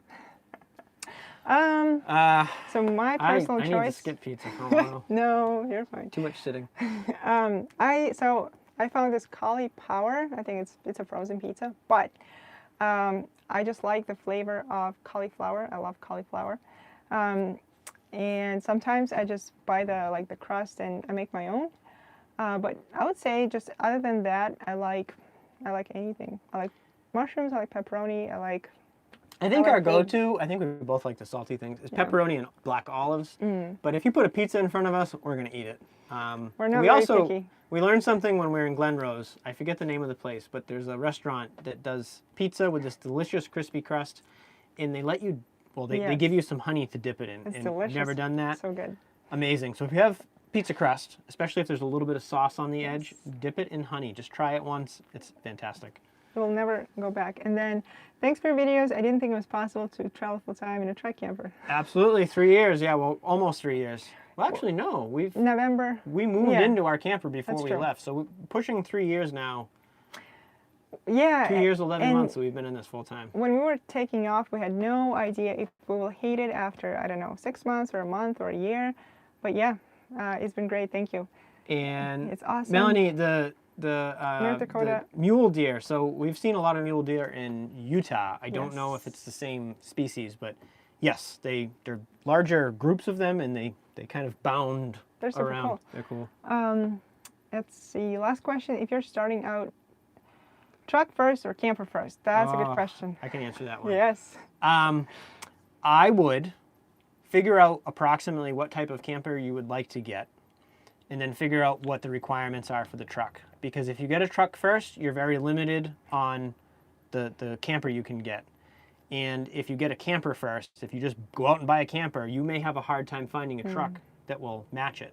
So I would say you kind of need to do both. If you know you absolutely want to get a Host Mammoth, you're probably going to need a 5500 or like F5, Class 5 truck, or at least a 450, 4500, because the weight is going to be high. Don't trust truck I was camper gonna say, dealers. Don't trust them. They want to sell you a truck camper, and like we ran into this, Yeah. we asked a lot of questions. I'm a very technical person, and they did not like that. I'm like, but this, this is this weight wet. I mean, dry, but what about water and all of the stuff? How much weight are we going to put in? What's a high number for that? And like, no, the truck will handle it. The truck will handle You'll be it. fine. You'll be fine. So if we had listened to them, we would have had a 2500 single wheel truck, and we would have been up the creek basically. We'd be riding like this. We have a 3500. Our payload capacity is about 6,000 pounds, like 5,800 pounds. I have all these suspension upgrades. We don't have a huge camper, and we're overweight. So I would look at both, really, really dig in. And if you're looking at a larger camper, probably skip the F350s and 3500s and just start looking at 5500 series trucks. It's really the way to go, and you won't have to worry about capacity. I was going to say, like, defining priorities probably would help. If you really want this truck, maybe you can find a different camper. But if you want this camper, you would have to find a different truck. So it's like what's important for you, really. What we did is, and this is like a whole video in itself, honestly, Yeah, it's a so I was great gonna idea, say- is we kind of highlighted the campers that we liked, and I looked up all the tech specs, and then I looked at the pros and cons of dually versus single wheel and what all the capacities were. Ideally, I wanted to get a gas truck because that gives you somewhere Mm-hmm. between 400 and 800 pounds of additional payload capacity. But they're hard to find because most trucks, especially 3500s, are diesel. So I would look at both options and like try to make a Venn diagram where everything meets up and your capacities are good and you're happy with what you have. Yeah. And then let's see, especially with spicy honey. Spicy Huh, honey. I've never even heard of yeah. spicy honey. Me Maybe a too. little hot sauce in our honey. Let's try it. Do you think the fridge size is small? I think we might have answered some of that in the very beginning of this, but I think yes and no. Definitely it's a lot smaller than your typical residential fridge. For us, it's good for about 3 to 4 days. We buy a lot of like fresh produce, so that takes a lot of space. But I would say if you're traveling by yourself, I think it's enough. For a single person, it's fine. This fridge gives us 2 weeks, Yeah. and this gives us 1 week of fresh stuff. We've learned that we can buy larger packs of meat, and then as soon as we get into the camper, this is a bad example, we will break it up into Like- Ziploc bags and then freeze it. Yeah, but yeah, I would say it's pretty small. I mean, it's a small truck camper and it's a small fridge, so. Yeah, let's and see. no pizza is a bad pizza. I love pizza. That is true. That is true.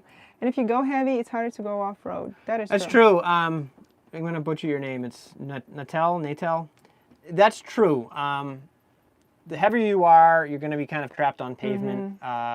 My goal really is a 5500 or F550 with super single tires. That's really what I'd like, but they're expensive and I need to kind of figure out how to get there. So, Yeah. But yeah, the lighter you are, the easier it is. I mean, big campers are nice, but they're heavy, they're taller, all of those things. So it's really just, you got to figure out what you're comfortable with. Yeah, and I also feel like, let's see, I was just thinking about something. Yeah, and then you forgot. Oh, in terms of like, if you're heavy, it's harder to go off-road. I think for us, we didn't really want to go off-road that much just because this is Says you. well, for me, just because this is our house and this is like where we live. So if something goes wrong, like if you have, a normal apartment or a house and this is just your like vehicle to go off-road and have fun, yeah, definitely. But let's define off-road. Yes. Because I think there's a spectrum of off-road. If you have like boulders and rocks and you're trying to crawl and you have like a pop-up camper, we may not be able to do that. Let's put it this way. So growing up, I did a lot of four-wheeling. I had a bunch of Toyotas, and I would go out in the woods and climb over stuff and go through mud holes and things like that. That's like hardcore four-wheeling. And then driving off-road could be as simple as going down a dirt road. We've True. done probably thousands Yes. of miles on dirt roads, especially out west. That's true. Like going through, Death Valley, there's a couple areas where you can just drive off, and the road's pretty rough. I mean, it's rutted, it's rocky, but with our truck, we have enough ground clearance that we can just go slow. So I think, trucks are pretty rugged. So unless you're looking to do what I would consider technical, truck campers are great for going off-road. They offer more ground clearance than a van. But if you're really looking to do like super technical off-road, doing like Rubicon trails for Utah, there's all these places that, especially in the West, there's just tons of off-road trails. You're going to need something with a lower center of gravity, something shorter, a pop-up. Like we just did that video with Nimble Camper, which Yes. agreed is a very expensive camper, but it's purpose-built specifically for hardcore overlanding. That's not what we wanted to do, and I think the vast majority of people don't. But most of the best boondocking is at least a mile or two I know. down dirt roads. That is true. And we've definitely pushed our luck. Like the video we have, I forget what it's called, rain, wind, stuff like that. Something I like forget. that, yes. It was when we were in Enumclaw in Washington, and that was a big, long 11-mile mountain road. But it was not really off-road. It was still a road. It was just not paved. It was mountainous, and it was, in the middle. Yeah, I'm happy I had four-wheel drive. Yeah, Especially for because sure. where we ended up camping, getting back out was muddy and slippery. Four-wheel drive is nice. I don't think I would go there in a van in those conditions. Yeah. But I don't know. It's a case of your driving level, but you can definitely go pretty far off-road if you have a truck camper.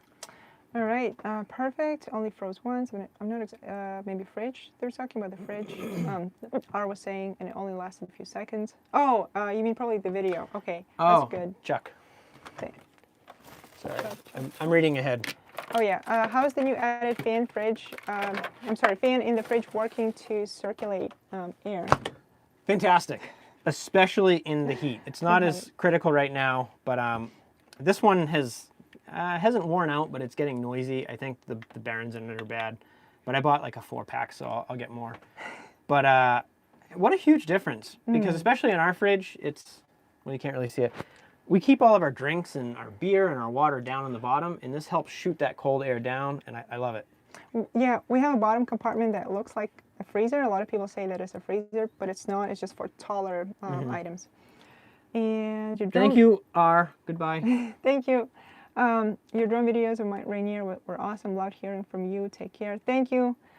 Thank you for watching, and I highly recommend wrapping your truck and camper to help prevent scratches. Yeah. Maybe in the future. We looked at that. Yeah. I wonder how much it is. It's possibly expensive. We do have one issue when we ever take it off. We have one of our Stony Boot stickers on the back. It's a vinyl sticker, which means that's going to be protected, but around it's not going to be. Maybe a little compound to polish that out. Just remember, when off-roading, you have to get that big, heavy thing out of there. That's true. Yeah, I think I'm still looking to get a winch and things like that, but you know, in the future, this can't be perfect. Okay. And so, Maria, no white rim trail. So I get the names confused. I believe white rim trail is one of the ones that does not allow dualies, partly because it's been made by single wheel trucks. So the dually would be riding on the edge of the what do you call it? The ruts. Yeah. So that's part of why I want to go super singles. I want the capacity, and dualies, F550s are just so much more stout than what we have. But yeah, no white rim trail for us. And Michael is saying, he's responding to Nevi. I was thinking about using bed liner as opposed to a wrap for protection. I know a lot of people that have done that on the bottoms of the camper, like that little tucked inside, I don't know what you call it, the hips. Yeah, bed liner stuff is nice. I know it gets heavy, but yeah, it's not a bad idea. Yeah. It would look very like a stealth camper. That'd be cool. All right, and well, I think. Yeah. All right. So we're caught up on questions. The last question. Yeah. Wow. So what are you guys doing on your Sunday night? Because we're doing this. Obviously, it's raining. I hope you're having some fun. And oh, Scott, what is your favorite thing about Sasha? Oh. My favorite thing about her is that she puts up with me. Uh-oh. No, I don't know. It's not a single thing. I think it's just we clicked. The whole package. From day one we clicked. I think conversationally, you know, all of the initial things that attract people together don't last very long, and it really comes down to personality, compatibility, conversation. I think my vision was, when I'm 80, will I still be able to talk to her? Yes. And could I have kids with her? That was the big one. And resounding yes.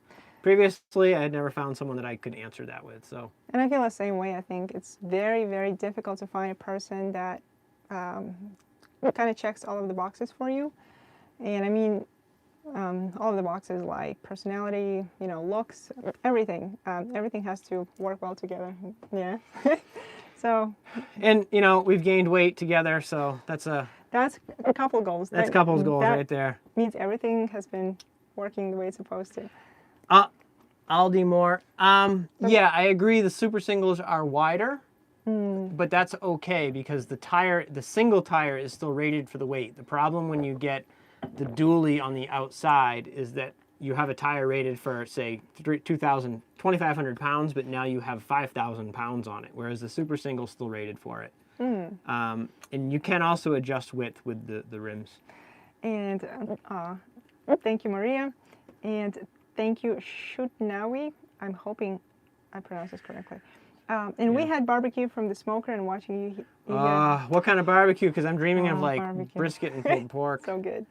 Where did your channel name come from? Oh, I think we have it on our website, but basically, you can happily explain. So Stony Boot is obviously a weird name, but that was part of our plan when we were back in 2019, when we were trying to come up with a name, there were so many names that were taken, and we didn't want to be like Travels of Scott and Sasha, Yeah, 1978. Scott and Sasha's Adventure Travels. It's too long, and everyone does travel and nomad and all of those things. So we didn't want to be like that. And then there was a joke between Scott and I when he was trying to learn some Russian. He remembered the word. It was что-нибудь, which to him sounded like a stony boot, like a boot full of stones when you hike. And that was a joke between us for a while. And then we're like, hey, why don't we just do that? It was kind of personal and funny for us, but it was also not taken, and it was short. So, and I think back then we were looking for something that was a single word that was available for a .com domain, and Yes. YouTube, Instagram, Facebook, all of those platforms, and no one else has it. And really, like, we looked at other YouTubers, and some big YouTubers just have a name like UL5783. and it doesn't matter. Yeah. So we can always change it, but as a brand, we wanted a single word that was unique, and it doesn't really have to mean anything, but it was a cute little inside joke, and I think Yeah. that was after 7 months of struggling, we're like, let's just do this. It's fine. Yeah. It's good. And then the worst thing was we didn't like our logo, so that's why we changed it. And Oh, yeah, then, look at that. oh, yeah, look at that. And Michael Brand joined. Hi, Michael Hey, Brand. Michael. Michael Brand, everyone, has also a Cirrus 920. Yeah. Quiet night at home. Looking forward to your live stream today. Thank you so much. I appreciate it, Chuck. And you're definitely, I'm not sure how to pronounce the name. Adriana or Adrienne? Adrian. You're definitely one of those couples that always makes me smile. Well, we're happy to hear that. Thank you so much. I appreciate it. Howdy, folks. Hi. Hey, Michael. And Chuck, brisket and pork ribs. Oh. Speaking of that, What it's are you almost dinner doing? time, yeah. Ugh, we're hungry now. I'm sitting in an RV park watching you sitting outside. Nice. Nice. We are not outside. We're inside. GPS coordinates on the barbecue. Seriously. Exactly, yeah. Yeah. I want to get some barbecue now. Yeah, well, that's one of the things we loved in Texas was like barbecue So joint in good. every corner. So good. And I will say in New Hampshire, if you guys are ever in, it's near Exeter. It's in a place called Epping. It's a place called Goody Coles, and it's like authentic Texas barbecue, super delicious. I used to go there all the time. Delicious. And who's all going to Quartzsite in February? Yeah. Maria, thank you. That's a great question. So who watching right now thinks they might be going to Quartzsite? I would love to see some numbers. So chime in the comments if you or in the chat, I think is not comments, chat. Yeah, in the chat, if you're planning on going to Quartzsite, or if you bought the tickets already. We did. Yep. Definitely a really cool place, and I'm glad we went. We went on their second year, and it was A lot before bigger. it's starting to get more developed now and more Yeah. people. Like they're gonna have porta potties and tents, but back then it was just a bunch of people hanging out in the Yeah. desert. So we were really happy to do that, and we met a lot of people there. We really like it. Maria, looks like they bought tickets, I think. That's Woohoo. awesome. Yay. Oh, cool. We'll see you there. See you there, yeah. Yeah, I feel like that Truck Camper Adventure Rally in Quartzsite is, I don't know, one of the coolest experiences I've ever had personally, just because it's this high concentration of people who have or like truck campers. I think you're supposed to own a truck camper to be Yep. able to attend. Yep. But normally when you travel, you just don't see truck campers. You see like fifth wheels, RVs that are not truck campers, like vans, all of that stuff. And when you see a truck camper, like, hey, he has a truck camper. And I think it's also nice to be around a bunch of people that you don't have to explain. They know exactly, life. yeah, So what it's all about. yeah, So and like when we go back and visit friends and family, no one really knows what our life is like. Yeah. But we've met so many other people that do the same thing, so you kind of get past that whole, like, oh, you guys live in a camper. Like, well, yeah, so do you. Like, you can just kind of get to the meat and potatoes You're of on the same conversation level, yeah. faster. yeah, And of course, camper people are awesome. yes. And I feel like Quartzsite, we had no idea what to expect the very first time. It was just like this desert with campers, but And I poor think cell service. poor cell service back then. But yeah, they have basically anything you need. They have water. You can get that like permit. I think it's an annual or maybe 6 months permit. You can buy 2 different permits that will give you access to their sewer, water, and ability to stay on their what do you call it? So it's called long-term. Yes, I'm It's the sorry. long-term areas. They have a water and dump station and long-term, I forget what it's called. The Something, long-term yeah. visitor area. That's what it is. So yeah, Quartzsite's cool. There's definitely some nice stuff in there. Good Mexican food. Yes. It's kind of Mad Max feeling. Yes, And that's true. but I shouldn't tell anyone this. Uh-oh. However, so in Quartzsite, if you're looking north and south, you have two highways that intersect and across. Southern Quartzsite is kind of where all the rallies and shows and events are, as well as one of the long-term visitor areas. The Quartzsite rally is held at Roadrunner Wash, which I think is 3 or 4 miles away from that intersection. Cross, yeah. But we found cell service there is atrocious. It's very dusty and dirty because there's a lot of side-by-sides. But 2 miles-ish north of that intersection is a couple other camping areas. Cell works much better. It's much quieter. And that, once the rally's over, we go up there to hang out. It's also closer to the shopping up north. I forget the name I of think it. Parker. I may be Parker. wrong. There's a Walmart and a bunch of other services up there. You can buy basic groceries in Quartzsite. I believe it's a little overpriced, a little expensive. and I think the quality is not the greatest. We buy a lot of fresh stuff, so we kind of need the fresh stuff. Yeah. So like this year, we're probably going to get to Quartzsite a little early. We'll probably hang out in that northern Quartzsite area. Don't tell anyone. And then we'll go down to Roadrunner Wash for the event, and then we'll go back up there. Because usually after the rally, we have people to meet, videos to make, all of that stuff. So it's a nice place to hang out. Yeah. Alrighty. Starlink will come in handy. Oh yes. You're right. For sure. Except I've also heard that because that Starlink cell is so saturated that while you will have service, it'll be painfully slow, just like their cell service. So I may end up having to go back up to that northern Quartzsite area just to get enough data to do what we do. We'll see. Hopefully, it's But gonna you're work right. out. Starlink has been, oh man, it's been game changing for us. I wish Love we'd it. had this day one. And Michael is saying, hi, 90 still here, you're not missing much. Oh yeah, when we were in Texas, back in when we were working for Dinosaur Valley RV Park, wow, I have never experienced this heat in my life. So the best way to describe when it's 100 and like, what, 15. 15 degrees out is when you are baking cookies and you open up the oven to kind of see them, that heat in your face. That's what it feels like to be outside, and that heat never stops. So when the wind blows, it's like having a hair dryer in your face. So it was pretty uncomfortable. I remember getting up, and we had the AC running for 4 months. And I remember getting up, and in my mind, it's like, well, it's morning, it's cool out. So 8:30, 9 o'clock, I'm like, I'm gonna step out of the camper and enjoy this morning coolness. Nope. Wrong. It was brutally hot. That place Yeah. was. That really taught me what hot is. Yes. But then we also realized that was like an unusual heat wave for Texas, and apparently the entire globe was in this like Heat wave, yeah, Heat wave. it was crazy. Remember, was it the UK Yeah. was seeing temperatures in like pushing 100? Yeah, and they don't have ACs there. No, and the Middle East was like 125. It was crazy. Thank you, Jay. Hold on. We have a question, or maybe just Shuntawi, I think. What's the most valuable lesson you've learned? Mine was trusting my gut instinct when making important decisions rather than listen to people who aren't in my shoes. That's a really good point. Yeah, because Definitely. I'm sure you get a lot of pressure, like peer pressure, or just people trying to like affect your decision making. I do believe that it's very important to listen to your own gut and instinct. Just Absolutely.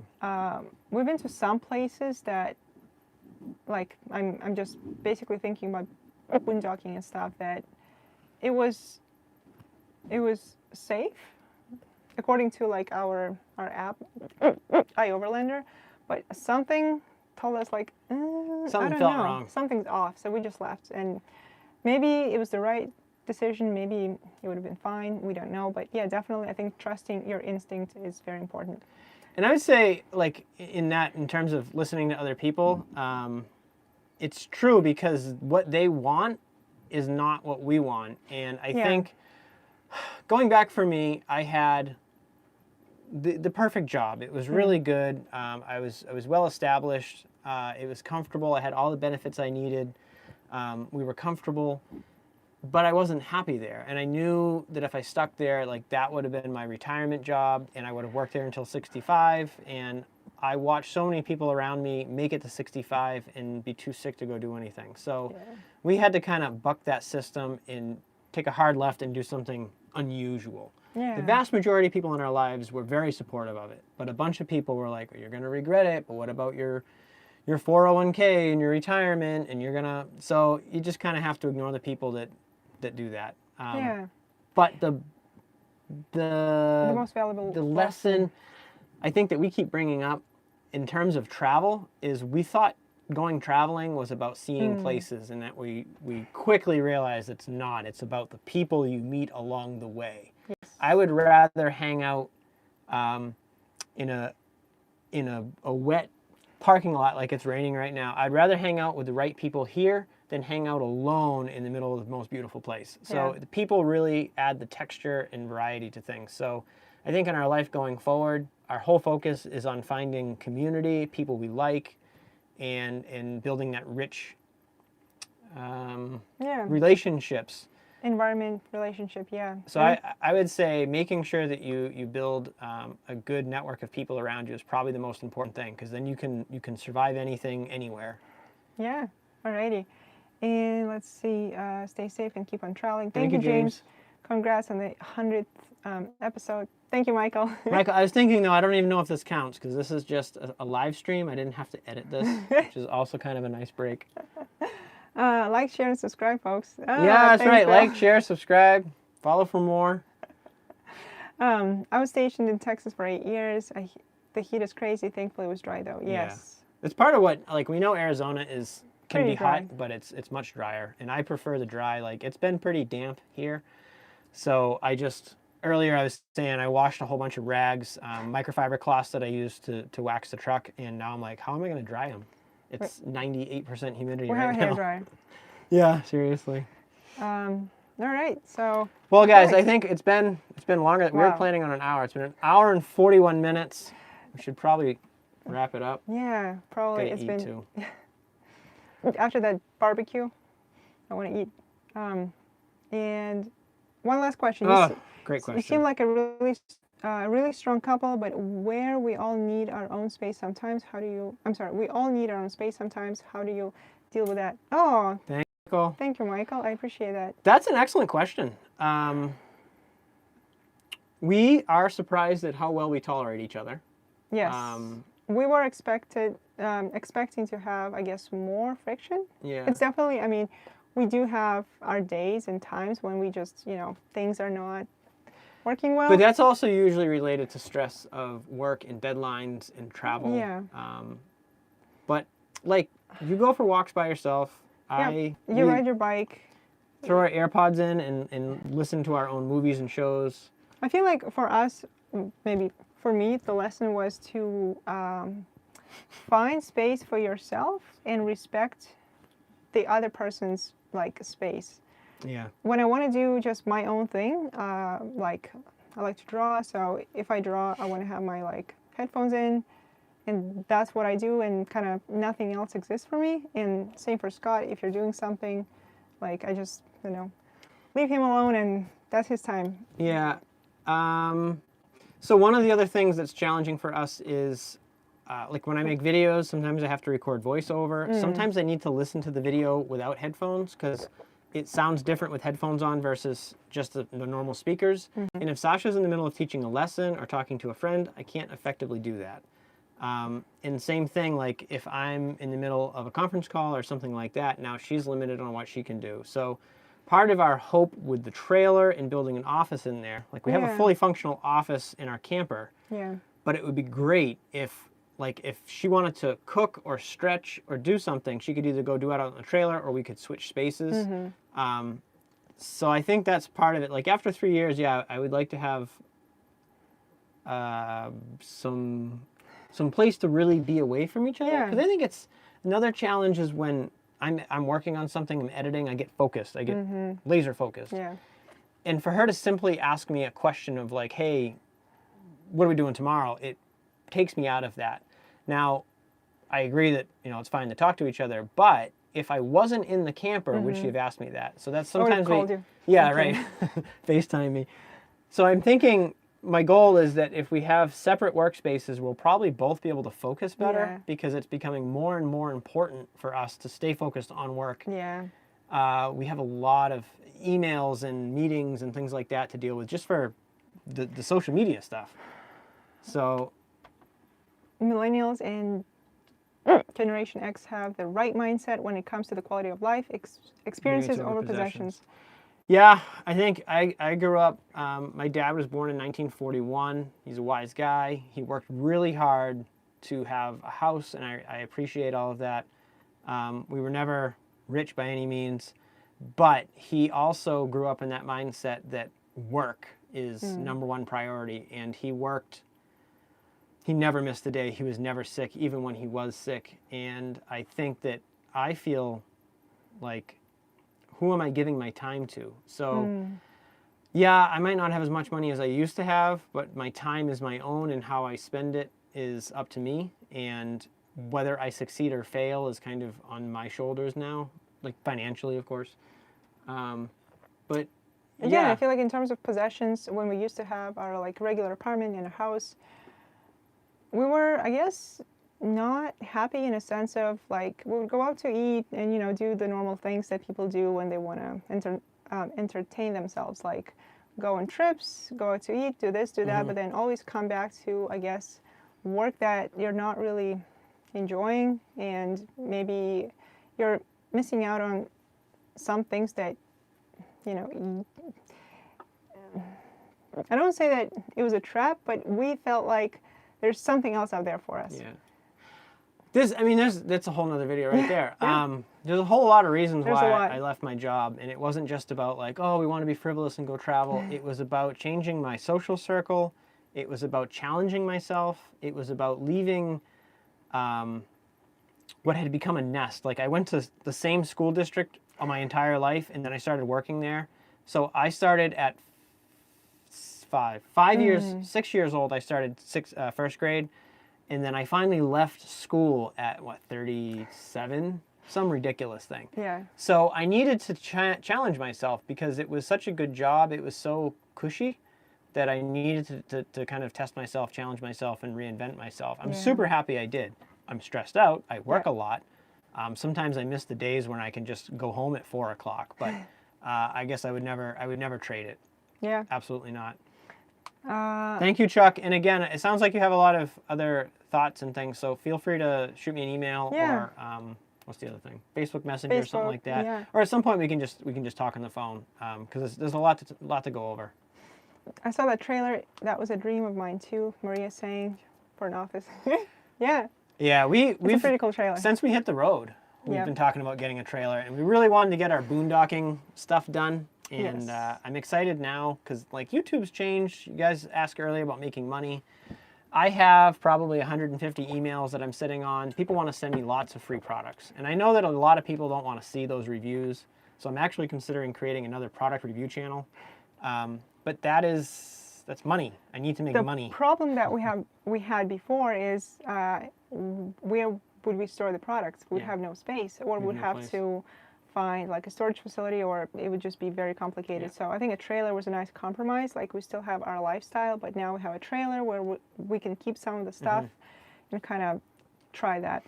And it was obviously cheaper than, well, not cheaper. It was a better option than renting. So that was good. But yeah, now we have a separate space to work in. Like we cooked chili last night, and we did laundry yesterday. Yes. Which is, it's been like 2 weeks. We finally did laundry. Everything's clean, except then we cooked chili. So then we were going to take a shower, and our towels stunk like chili. So the great idea would be to cook in the trailer so that we can keep the camper, the cooking smells out of the camper. So a lot of benefits to the trailer. Yeah, absolutely. Thank you, Bill. Happy safe travels to you as well. Thank you. Less is more. Absolutely. It's true. But we still need, I still like to have my tools, and we have a lot of camera gear, and I'm still hoping to get a real camera, but laptops, microphones, all that stuff adds up. So you still need some stuff. Thank you, Michael. I personally really enjoy your product reviews. Thank you. hesitant to make them because I know it turns a lot of people off, but also I only do videos on things that I have done research on and realized that they're good. Yeah. So like I did a couple of those portable battery systems. Like I wanted to get my hands on them because I think they're very cool. And they are. I'm really impressed with the engineering of them. And both of those companies, Anchor and EcoFlow, are kind of the industry leaders. So for me to have them talk to me, I'm like, whoa, thank you. Because I have a lot of other brands reach out to me that I just have no interest in. So lots, I mean, hundreds of them. We get flooded with emails Daily, every day. yes. So I have more of that coming, but I need a place to do it. I'd like to have a studio kind of to do a consistent review thing so that I can do it faster too. And the backup camera review was great.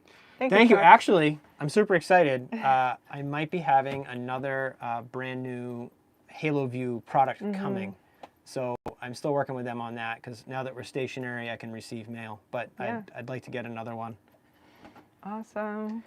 Well, guys, thank you very much. I think we should probably end it here. 2 hours. It's crazy. Yeah. The time just flew. Wow. We were expecting to do this for maybe about an hour, but wow. That's awesome. We've been trying to get back on track with walking and eating dinner on time. We've been eating, like in the past, we were eating dinner very late, which doesn't help us sleep. So we've been trying to go walk and then come back and eat dinner and then have like an hour to ourselves at night, go to bed, wake up, rinse and repeat. So that's probably what we're going to do. We're going to probably wrap it up. And thank you so much for attending, and thank you for your questions. It was a lot of fun to answer them all. And if you feel like you may have some questions in the future, feel free to ask us, like send us an email or on Instagram or Facebook. And if you guys find these live streams. If you guys find these live streams helpful, they're easy for us because it's really takes about half an hour to prepare for it, and then we just sit here and talk. We like doing them. They don't get a lot of views, so we don't really make any money off of them, but we like getting a chance to talk with you guys real time. Yeah. We find it much more connecting. Yes. And I've been really far behind on comments. I don't have the time and energy to keep up with everything. Yeah. I'm trying to get better at that, but our life for the last like 6 months has been pretty chaotic. So something like this, it lets us interact with you in real time, and it's much more, I don't know, bonding, I guess. Yeah. Instead of just having, I guess, comments, this is real time. Yeah, and your questions make the live stream, because without it, I mean, we would just be like, so, I don't know what we would talk about. So thank you for the questions. Thank you for coming. We really appreciate it. And I guess we'll see you in the next video. Yeah, see you soon. Thank you, guys. Bye, guys. Bye. And then how do I end this? I think. That's right. I got to pick my phone up, turn it around, and hit end. Bye, guys. Bye. Yes, live stream is great for engagement. You are correct.